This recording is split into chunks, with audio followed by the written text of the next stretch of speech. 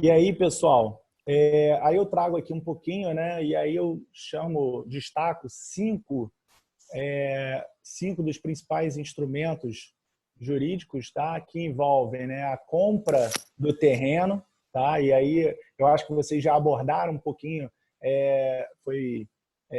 desse tema, né? As formas de pagamento, permuta, pode ser em espécie, pode ser em permuta. Então tem um trabalho bem bacana aí já no material que eu pude ver de vocês, né? Tem um registro do memorial de corporação, aquele documento que vai ter todas as informações. É muito importante esse documento, é o documento mãe que vai nortear aí todos os documentos daqui para frente, tá?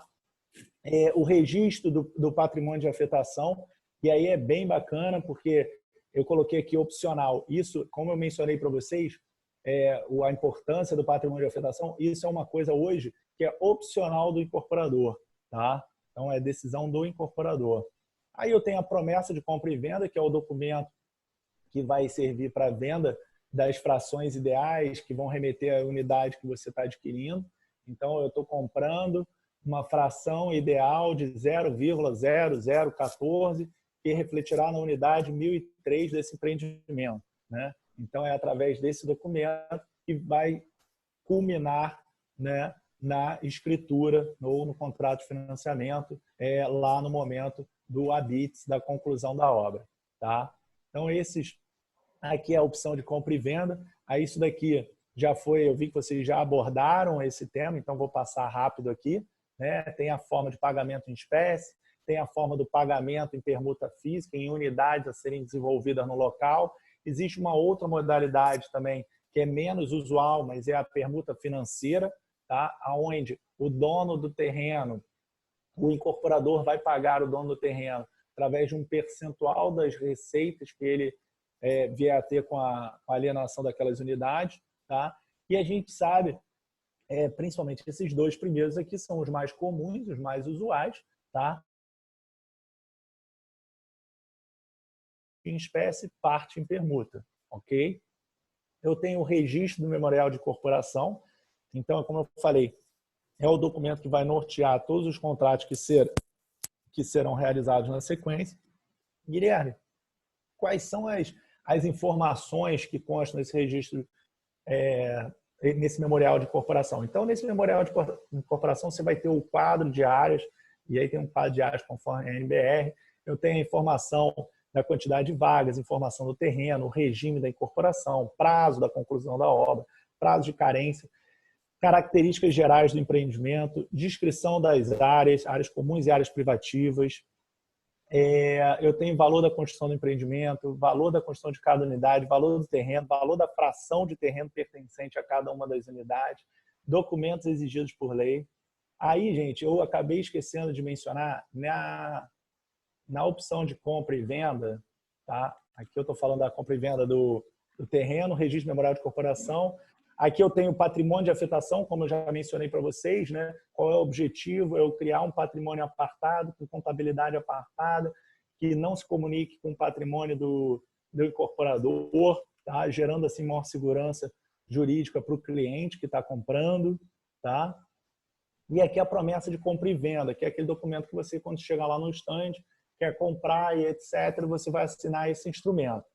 E aí, gente, é interessante, tem algumas coisas interessantes, né, que uma nova regulamentação sobre a promessa de compra e venda é que agora ela precisa ter um quadro resumo com as principais informações.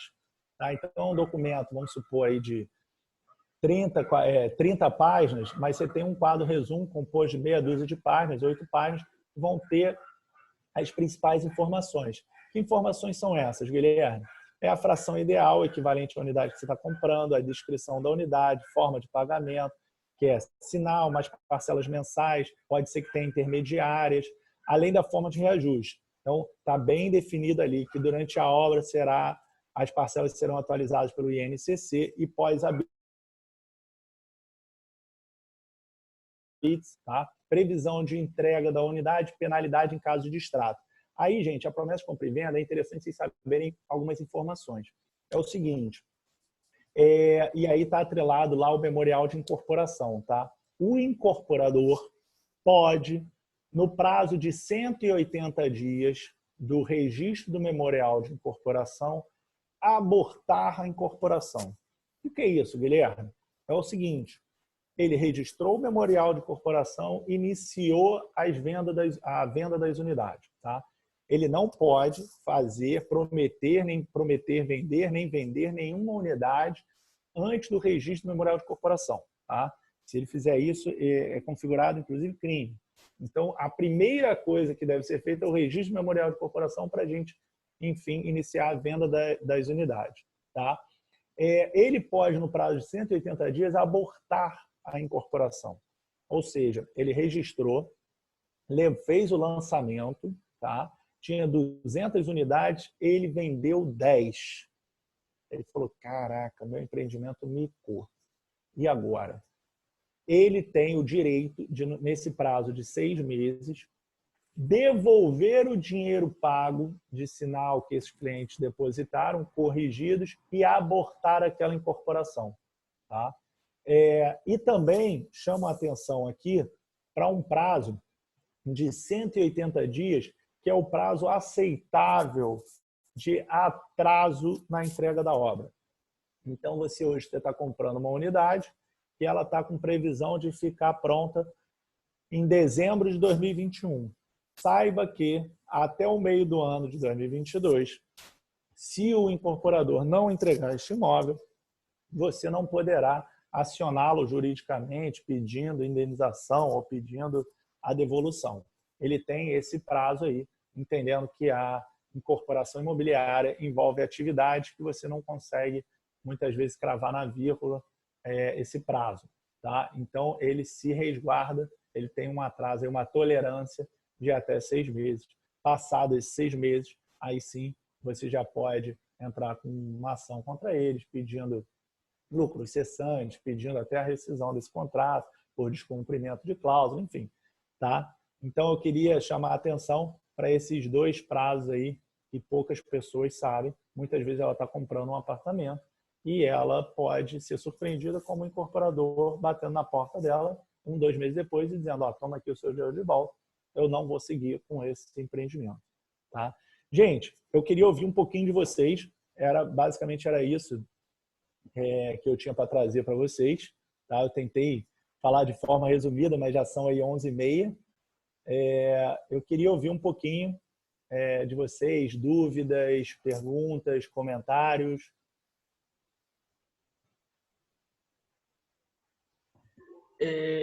Alô, tá me ouvindo? Estou te ouvindo, Pedro. Pedro, aqui. Opa, quando você estava falando sobre a aferição, como é? A afetação, o que Patrimônio você... de afetação. E isso, você falando quando você vai comprar, é aberto para qualquer pessoa chegar e perguntar, isso ele tem que responder. Perfeito. Na verdade, Pedro, isso você para afetar o seu patrimônio, tá? O incorporador deve levar isso a registro e isso é um documento público, assim como o memorial de incorporação, tá? Então, essa é uma informação pública e o incorporador coloca isso no documento, tá? Até para quando você comprar, você ter ciência de que você está comprando um empreendimento que esteja com patrimônio de afetação. Ou seja, você tem maior segurança jurídica, mas você também tem, no caso de um distrato, uma maior retenção do valor pago. Tá, gente? Se você pensar o seguinte, pô, Guilherme, mas o patrimônio de afetação veio para... E aí você me diz que ele permite o incorporador reter um valor maior. Isso não é contraditório? Na verdade, não. Por quê? Porque o patrimônio de afetação, ele realmente busca trazer maior segurança para o cliente, mas não necessariamente para aquele cliente, para os clientes como um todo. Então, a partir do momento que o incorporador passa a ter o direito de reter um percentual maior, eu estou trazendo mais segurança para aquele empreendimento e para todos os outros clientes. Eu estou dizendo o seguinte, eu estou mitigando o risco de faltar recurso para aquela conta, para aquela SPE, para aquela empresa que foi criada com um propósito específico de construir aquele empreendimento. Então, vejam, se eu tenho 10 pessoas pedindo a devolução o distrato, a rescisão do contrato, eu vou reter 50%, vou devolver a esses clientes apenas 50% e não 75%, porque eu vou estar protegendo a contabilidade, né, vamos dizer assim, desse empreendimento. Tá? Um outro ponto que a gente pode talvez destacar aqui sobre agora o aproveitamento do terreno, a ocupação, a taxa de ocupação aqui no Rio de Janeiro, que é meio baixa. Você não acha também que tem a ver com nossa infraestrutura, por exemplo, de transporte? Que nosso transporte, lá em São Paulo você tem um metrô que você consegue levar um volume de pessoas muito maior, né? Para vários lugares. Aqui no Rio a gente não tem esse acesso a uma infraestrutura de transporte de volume assim tão acessível. Isso também não pode ser um impeditivo? Sem dúvida, Pedro. O que acontece? O Rio tem uma série de particularidades, tá? A gente pode considerar também a questão do relevo, né? Então, a gente não pode fazer áreas de sombra, a gente tem que permitir corredores de ventilação, né? A gente vê hoje, por exemplo, em Copacabana, a gente sofre um pouco, né, com aquele costão de prédios colados, né? A gente tem alguns apartamentos que são extremamente úmidos e escuros, e isso aí traz reflexo na saúde, tá? Então, toda a legislação tem que pensar também nesse aspecto. Então, não só na questão toda logística que envolve, mas também na questão de saúde, na importância da ventilação, da iluminação, enfim. Então, todos esses ajustes devem levar isso em consideração.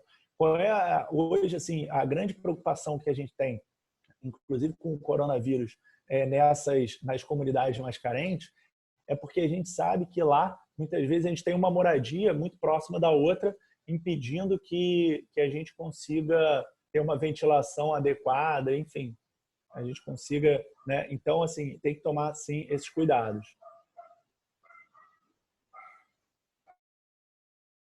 Vamos lá, pessoal. Só o Pedro que pergunta aqui nessa sala, gente. Cadê o resto da turma? Alô? Oi. Oi. Tá me escutando? Davi? Oi. Diga lá.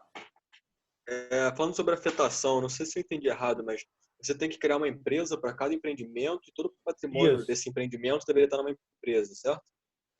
Isso. Na verdade, o que acontece? Você tem a holding, você tem a empresa, vamos dar um exemplo aqui, uma Cyrela da vida, tá? Aonde você cria uma SPE, tá? Uma empresa, tá? Com sociedade de propósito específico, tá? Que ela vai ser criada com um único fim, que é a construção daquele empreendimento, e depois ela vai ser extinta, tá? Então, essa SPE, ela vai ter que ter toda uma conta vinculada a ela, tá? Toda uma contabilidade apartada, e ela não se comunica com problemas financeiros da holding, da incorporadora, tá? Então, ela vai estar blindada, ok? A ideia é essa mesmo, cria-se um CNPJ específico para ela. Isso não fica mais complicado a operação disso e de encargos e questões de tributação? Não fica ruim para a empresa? Não, na verdade é o seguinte, na questão fiscal de tributação ela fica até simplificada, tá? O que acontece, né? Muitas vezes a empresa está aqui, ela tem diversas SPEs, ela tem diversas empresas para cada um desses empreendimentos, e muitas vezes ela diz o seguinte, pô, essa empresa aqui vendeu 100%, eu estou com dinheiro em caixa, eu quero poder transferir parte desse dinheiro para cobrir o custeio dessa outra empresa aqui, dessa outra SPE. Eu quero ter essa liberdade, para não precisar que essa SPE vá no banco, por exemplo, pegar dinheiro e pagar juros. Então, a partir do momento que você adota o patrimônio de afetação, você engessa essa sua gestão. Porque esse dinheiro aqui, ele está blindado. Ele não pode ser utilizado para empréstimo, para nada, aqui não seja estritamente custo daquele empreendimento. Tá? Então, na verdade, em termos fiscais, ela até ajuda que fique uma coisa mais simplificada. Ele vai trabalhar o RET, é mais simplificado e mais barato. Mas, em compensação, vai trazer esse engessamento, vamos chamar assim, da holding. Como é que as empresas que você conhece estão trabalhando? Pegar as grandes incorporadoras, aí, as empresas do setor ali. Tem um panorama? Então, hoje em dia as pessoas até isso está cada vez mais conhecido, né? E as pessoas estão fomentando muito já o patrimônio de afetação. Em São Paulo, é muito comum, tá? Porque o que acontece? A partir do momento que você tem um benefício fiscal, você consegue oferecer para o seu cliente, repassar isso no preço. Se você está pagando muito de imposto, você vai ter que... O teu preço não vai conseguir baixar muito. Senão você compromete muito a sua margem, tá? Então, esse benefício fiscal para empreendimentos, principalmente empreendimentos compactos, que é uma coisa que é muito tênue ali o valor, né? As pessoas compram muito vendo o valor, vendo essas questões, não tem tanto assim a questão arquitetônica, não tem muito aquele aproveitamento da planta, porque a planta é mais ou menos aquilo, não difere muito de um empreendimento para outro. Ela é muito, ela tem mais evidência, entendeu? Então, a maioria, eu, por exemplo, até fiz um estudo aí com a One, com um empreendimento deles em Pinheiros, e eles estão adotando o patrimônio de afetação. Mas em São Paulo é muito difundido, principalmente nesse modelo de unidades compactas. Perfeito. Pessoal? Tem mais alguma pergunta aí, gente? Eu queria deixar o meu contato também aqui, tá? Eu tenho uma empresa que, junto com meu pai toca a parte de gerenciamento e planejamento de obra, tá? Eu cuido dessa parte de estruturação imobiliária, então a parte de prospecção de terreno, desenvolvimento de análise financeira, consultoria jurídica também para aquisição, enfim. E eu vou deixar o meu contato aqui, tá? Tanto o meu da Poli quanto o meu da profissional também. E fiquem à vontade, gente, para me mandar perguntas. Eu estou à disposição aí. Foi um prazer muito grande conversar com vocês, turma cheia. Acho muito legal essa iniciativa aí do Luiz de estar montando esse grupo de estudos e também a participação assim de vocês. Eu acho que isso é bem legal, gente. Pessoal, não que a gente esteja embora não, mas só aproveitar aqui já, então vamos pensando nas perguntas que vamos fazer, que vamos explorar um pouco mais o Guilherme aqui ainda, mas quando vocês estão pensando em fazer pergunta para o Guilherme, pensa que ele vai se safar rapidinho, se não está com fome, Guilherme, segura aí, mas 20 minutinhos. Mas assim, lembrar de vocês que estão vendo ali, é um ex-aluno nosso, é um ex-aluno que na ocasião não teve nem contato com muito pouco, superficial, com esse ramo aí, nessa área da engenharia, e que hoje atua no ramo. Vocês viram aí a competência que ele tem em ministrar o conteúdo, em falar. É bacana ver, né? Trazer vocês enquanto ex-aluno aqui para estimulá-los ali, os futuros profissionais, para mostrar como vocês se transformam ao longo dos anos, do tempo, né? Então, esse conhecimento ele começa na faculdade, ele vai continuar para sempre. A formação é continuada, ela não se encerra com a formação de vocês. Vocês, obviamente, que vão escolher caminhos, aí áreas mais específicas, as quais a vida lhes proporcionou, que vocês gostem, mas é uma formação continuada. É bacana, né, de ver os nossos alunos chegando com tamanha competência, tamanha desenvoltura e conhecimento para poder, de maneira tão clara e tão bacana, fazer dar essa explanação para a gente aqui, que veio complementar e veio que, assim, como colocar uma cerejinha naquilo que a gente, né, trouxe para os alunos ao longo dessas últimas semanas. A gente não combinou nada antes ali, antes da conversa, só batia um papo ali com o Guilherme para poder sentir um pouco qual seria a tônica da conversa, mas ela veio e trouxe a linha temporal, mostrando, né, o mercado ao longo nas últimas décadas ali, comportamento. Então, acho que, no meu entendimento, complementou muito, né, e fechou com chave de ouro aí o que foi, né, trazido para vocês até aqui. Então, já de antemão, agradeço a insistência, em primeiro lugar, do Guilherme. O Guilherme já vem comigo tentando contato ali, e aí troca mensagem, eu não respondo o Guilherme, eu não sei o que vai. Eu sempre costumo dizer que essas coisas também são um pouco por conta de Deus. Deus sabe o momento certo, né? Trazê-lo num momento bastante oportuno para começar uma história conosco aqui.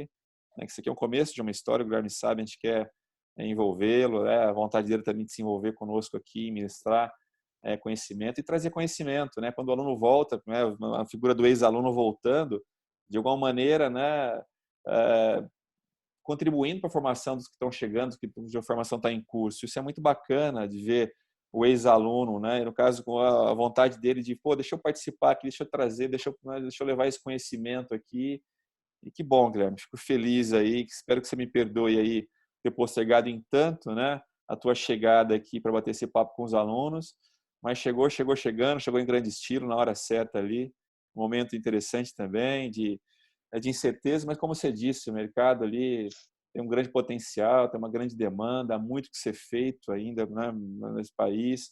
há muitas alternativas de negócio surgindo, né? Novos negócios aparecendo, e não deixa o temor de lado, pense que logo mais as questões aí vão estar resolvidas, a gente vai ter vocês vão trilhar um caminho muito oportuno, de bons negócios, de boas perspectivas profissionais ali, não tenham medo que eles vão ser, né, profissionais aí tão brilhantes quanto o Guilherme é hoje na profissão, tá bom? Professor. Oi. O Marcelino chegou aqui a tempo. Marcelino, Guilherme, te apresentando aqui na telinha, né? Foi aquele profissional lá que chegou há alguns anos ali conosco e que acabou abraçando essa área, né, do conhecimento ali. Também vem ao longo dos últimos, não digo mais nem semestres, últimos anos, e trazendo esse conteúdo com a sua visão profissional, um cara que veio de empresa, oxigenando aqui a turma, trazendo, né, esse oxigênio aí para dentro aí da disciplina, nosso parceiro aí de longa data já.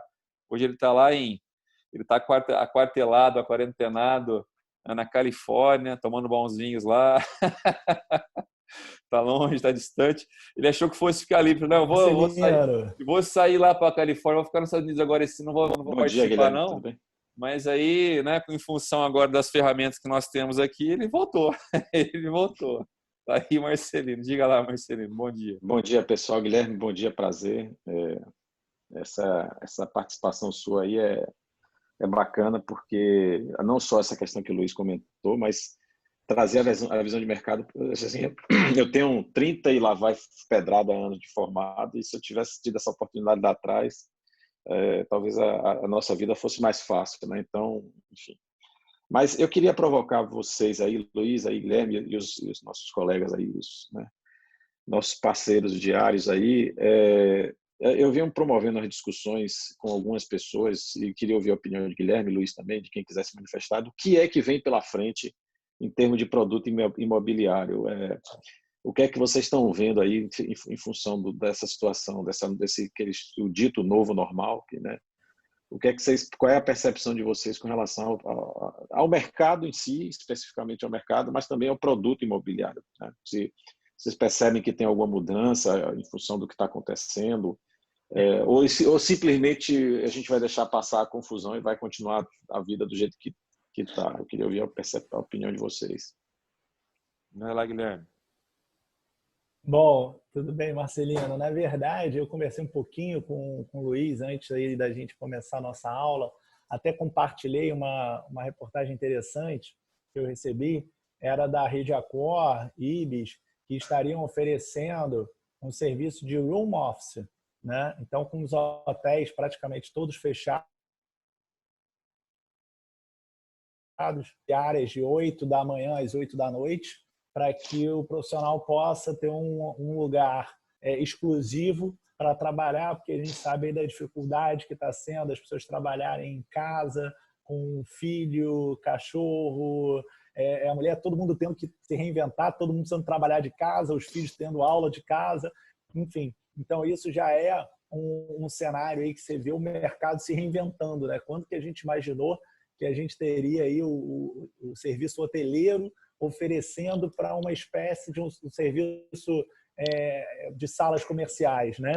Então, assim, mas eu acho assim que para o futuro ainda é muito incerto, né? A gente falar, e eu acho que até o CEO da Vitacom fala isso, assim, a gente tem que ter humildade para dizer que a gente não sabe realmente o que esperar dos próximos anos.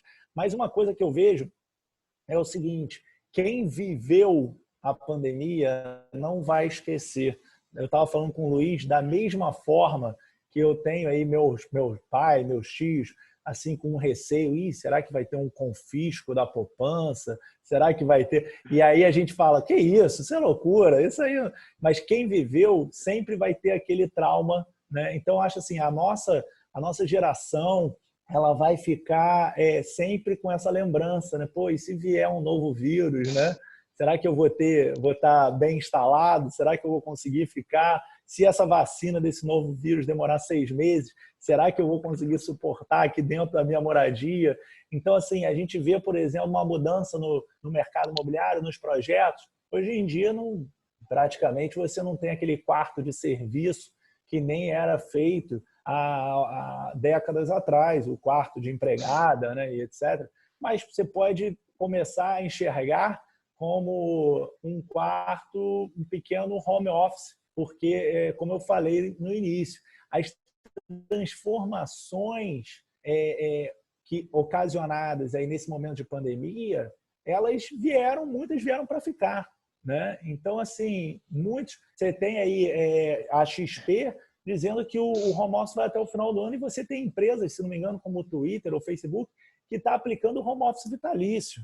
Então, assim, talvez você precise de uma estrutura, por exemplo, em casa, e não faça mais sentido você ter aquele ambiente enorme, corporativo, para abrigar milhares de pessoas, tanto que você está fazendo o seu funcionário perder horas de deslocamento, chegar cansado muitas vezes no seu trabalho. Então, você pode talvez extrair uma produtividade melhor desse funcionário se ele trabalhar de casa, se você prover uma estrutura básica para ele trabalhar de casa. Fora que isso vai ser, talvez, isso tem um reflexo econômico muito positivo na sua empresa. A relação volumosa que você tem hoje. Então, eu acho que a pandemia ela está sendo, né, um catalisador muito forte para todas essas transformações digitais, né? Eu, de alguma maneira, fico fazendo algumas leituras, né? Primeiro, assim, com as percepções pessoais, a gente vivendo, se colocando ali, né? Como mais um, e tentando também ler o que as pessoas estão falando. Todo mundo tem muita live, muito webinar, muita informação chegando aí a todo dia, né? Estão promovidas aí conversas envolvendo vários profissionais e agentes do setor e tudo mais, né? E por sinal, só fica o recado aqui, antes de eu continuar aqui, que hoje tem a gente está falando muito da Vitacom hoje aí, e o Alexandre está com a House, ele vai estar com uma desses eventos hoje às 19 horas. O pessoal pode depois ir lá dar uma olhadinha no Instagram. Ele convida lá um pessoal para falar sobre o futuro do mercado imobiliário da moradia por assinatura. Então está trazendo lá 3 pessoas para discutir essa questão, que é um ponto onde, né, a proposta o modelo de negócio está muito focado na moradia por assinatura, um outro conceito de moradia, né, e tudo mais. Então, como é que fica esse conceito na visão? Provavelmente vão continuar defendendo essa ideia, não está ali para poder descartar nada, né? Mas está preocupado, né? E o que eu vejo, o que eu sinto, assim, às vezes é aquela história, buscar um lugar para morar, estar bem situado, bem localizado, morar num bom lugar. Isso remete muito a estar perto de serviços, perto do trabalho, principalmente, né? Agora, quando você... O pessoal tem que tomar cuidado aí com o mute aí, pessoal. Tem microfone aí, deixar sempre no mudo aí para quem está falando, para não atrapalhar a turminha aí. Mas então, assim, o fato de você não ter... para quem tem a possibilidade de trabalhar com o conceito de home office, trabalhar em casa, primeiro, as casas, né, a moradia por si só, ela vai ter que se adequar a essa necessidade, né? As casas não estão preparadas, eu não tenho local preparado, não tenho, estava comentando mais cedo, né? Mesmo estando num quarto com porta e janela fechadas, tem os ruídos que vêm de fora, você tem os atrapalhos, ou seja, o conceito, o ambiente construído, a moradia tem que se adequar a essa proposta para poder bem atender e servir as pessoas ali, uma estrutura de trabalho. E não é só para uma pessoa, porque tem o pai, tem a mãe, tem os filhos também estudando, então, alguns acertos em relação a esse produto. E uma chance também das pessoas, talvez, as regiões mais periféricas da cidade, você pegar aqui na minha, eu estou em Niterói, mas mais para cá, que eu saio de Niterói, vou em sentido da Saquarema, tem lugares ainda, talvez para a infraestrutura ainda que, né, carente, né, precisando aí de muita melhoria, mas as pessoas, as famílias, eu estou vendo aqui grupos de amigos, né, que estão saindo aqui de Niterói, da região central, Icaraí, em Ingá, onde eu morava, até morei por pouco tempo, e estão locando casas aqui para vir com os filhos para a região oceânica. Então, estão migrando ali do centro de Niterói e vindo para cá para poder dar, né, uma condição melhor para a família. E quando você não tem necessidade de estar todos os dias indo, enfrentando lá o trânsito para chegar no trabalho, você começa a ponderar e pensar que, de repente, eu posso me sacrificar. Vou me sacrificar aqui 2, 3 dias na semana e vou me colocar morando um pouquinho mais distante, num espaço diferente, numa casa, numa área. Então, talvez, assim, olhar para essas regiões, né, que se distanciam dos centros, podem aqui, né, tem pessoal que quem tem terreno, quem tem situações, então as casas de Maricá, as casas aí, regiões, né, bacanas, mas que estão distantes, elas talvez possam começar a fazer sentido para rodar um mercado ali, aparecer no mercado com uma outra proposta, que até então elas estavam distantes, estavam longe, já tinha que trabalhar e me deslocar muito, mas hoje, né, esse modelo começa a oferecer para você uma perspectiva nova de se relacionar, de trabalhar, que te abram possibilidades para regiões também, não só aquelas coladas no centro, mas também aquelas mais distantes, né? Eu estou enxergando algo nesse sentido também. Perfeito, Luiz. A gente já tinha conversado um pouco sobre isso. A percepção que eu tenho é que os produtos vão mudar de alguma forma em função de tudo que está acontecendo. Os produtos de office, né, seja comercial ou laje corporativa, também vão entrar numa diminuição de demanda em função parte do trabalho vai ser feito em casa a partir de agora. Eu acho que isso foi uma coisa que veio para ficar. Essa infraestrutura vai virar um ativo interessante, a infraestrutura de dados vai vir.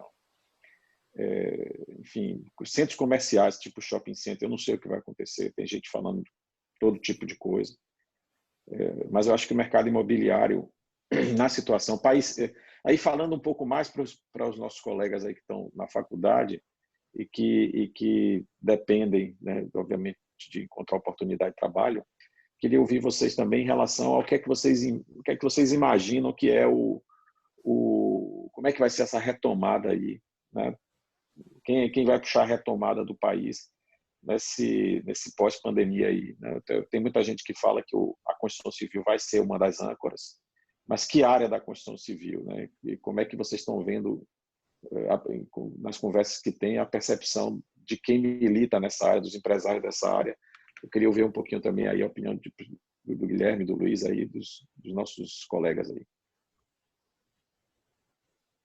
Professor, eu tô assim com um pouco inseguro também. Eu vejo talvez as oportunidades baixas por enquanto. Eu acho que, assim como foi pontuado aqui durante as aulas, que a incerteza trava bastante assim a coragem das pessoas de fazerem investimentos, de investir em coisas novas. Eu acho que a gente está em um momento de se reinventar mesmo, principalmente como o Guilherme pontuou muito bem hoje, foi a pandemia como catalisador da tecnologia, né? A gente tem acesso à tecnologia, a tecnologia é útil para a gente, mas a gente não consegue aplicar no nosso dia a dia de forma mais ativa. Por exemplo, a gente estuda lá na UFRJ, que é uma das melhores faculdades do Brasil, e qual o acesso que a gente tem assim à tecnologia, qual o uso da tecnologia, como a gente tira o maior proveito da tecnologia. Hoje a tecnologia traz um acesso para a gente absurdo de informação, de várias coisas, e a gente não consegue tirar o maior proveito dela. Então, acho que hoje a gente vê de estruturas de madeira, da professora se adequando, né? Trazendo coisas como se fosse uma lousa virtual, trazendo várias outras coisas para que a gente poder ter o maior acesso da tecnologia. Eu acho que a tecnologia vai ser uma saída para a gente, mas eu ainda acho que o nosso momento é de incerteza mesmo. Eu compactuo um pouco com bastante com o que o Pedro falou, mas tenho um receio ainda bastante, eu acredito, dessa parte de edificações, com a retomada aí de todo esse cenário pós-pandemia. Eu tinha visto até que, eu não sei se foi o Ministério da Economia, eles iriam investir bastante em obras de infraestrutura para alavancar realmente a economia do país. Então, eu, pelo menos, tô bem apreensivo em relação a empregos, a possibilidades de estágio, assim, futuramente, pós todo esse cenário, mas acredito que provavelmente vai ser mais para esse setor de infraestrutura. Não acredito muito agora, neste momento, na parte de edificações, mas é isso, minha opinião. Certo. E, gente, eu queria só falar rapidamente até uma coisa que o Marcelino colocou, que eu achei interessante, né? As transformações nos empreendimentos comerciais, corporativos. E aí tem duas coisas que eu gostaria de compartilhar aqui com vocês, que eu acho que é uma coisa um pouco jurídica, mas que é interessante, tá? Que é a multipropriedade. Então, a gente está estudando termos uma fração para um período de tempo. O que é isso, Guilherme? E aí tem que ver como é que vai ser toda a estrutura e a dinâmica para ver se isso vai funcionar ou não. Basicamente, é o seguinte, eu tenho empreendimento de salas comerciais, de consultórios, onde eu vou poder comprar uma fração ideal, tá? A propriedade, eu vou ser dono daquela propriedade, só que eu vou ser dono daquela propriedade às segundas-feiras, tá? Então, olha só que interessante, é uma transformação. Hoje em dia, você tem muitos consultórios que são compartilhados, e aí são 3, 4 médicos conhecidos e tal, se juntam, fazem essa alocação, mas já tem aí esse estudo da multipropriedade, que vai fazer com que você consiga ser proprietário de uma fração ideal que reflete aquela unidade específica e num período de tempo, né? Então, ou seja, você tem uma fração ideal da unidade centro do consultório da sala 112, que ela poderia ser dividida em até 52 frações ideais linha, por exemplo, né? E o temporal mínimo seria de uma semana, então são 52 semanas. Então, assim, você vê que são mudanças interessantes. Você vê, por exemplo, tem um projeto de lei que diz que pessoas idosas, por exemplo, querem criar um instrumento tal que pessoas idosas possam ter acesso a crédito no banco, deixando como garantia o bem que elas moram pós sua vida. Ou seja, a gente tem hoje aí uma quantidade, por exemplo, vamos dar o exemplo de Copacabana, tem muito idoso, né? Idoso que tem dificuldade de sobreviver, né? O plano de saúde é muito caro, os remédios são muito caros, custo de vida caro, e ele às vezes não tem parente, não tem filho, então quando morrer, por exemplo, vai deixar aquele bem para um sobrinho que mora distante, que vai vir lá de outra cidade, de outro país, enfim, e não tem laço afetivo nem nada. E ele está tendo muita dificuldade de ter qualidade de vida nesses últimos anos de vida. Então, tem um projeto de lei onde estão querendo criar acesso a crédito para essas pessoas, tá?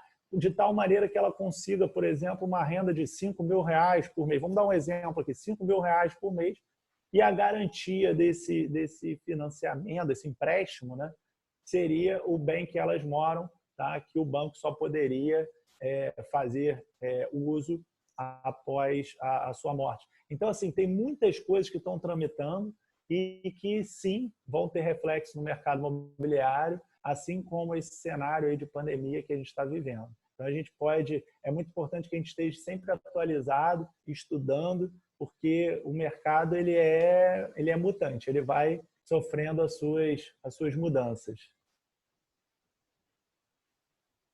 O Murilo, que por último está perguntando rapidinho, o tempo está se encerrando, o Murilo perguntou se essa ideia de multipropriedade está sendo aplicada no Brasil. Entendi que as leis estão pensando como legislar a respeito para permitir esse tipo de coisa, né, Guilherme? Não é uma coisa que está em curso a ideia, né? Sendo discutida para ser desenvolvida, né? Isso, na verdade a multipropriedade é um conceito antigo, tá? Eles estão querendo, de fato, criar uma regulamentação para que isso venha, de fato, ser colocado em prática. As pessoas já falavam de multipropriedade, aquelas cotas de você comprar e ter direito àquelas cotas e usar em hotéis, enfim, mas sempre foi muito carente de uma legislação realmente que gerasse essa segurança jurídica. Isso está em estudo, está sendo desenvolvido. Eu vou até, inclusive, atualizar para saber o status que está, se já foi aprovado esse projeto, para depois compartilhar. Aí eu compartilhei com o professor Luiz e ele replica para vocês. Tá? Ok, pessoal, estamos encerrando aqui, vai fechar, nossa sala vai ser fechada aqui, tá certo? Queria agradecer imensamente aqui, Guilherme, foi muito proveitosa, muito bacana a nossa conversa, Guilherme. Bem-vindo ao time aí, tá certo? Espero que vocês tenham gostado aí, pessoal. Anotem o contato do Guilherme aí para dúvidas futuras que vocês queiram tirar, tá bom? Um prazer estar com vocês. Muito obrigado mesmo. Obrigado, Marcelino. Valeu, mais uma vez. Muito obrigado a todos. Obrigado, Luiz. Obrigado, Marcelino. Foi um prazer.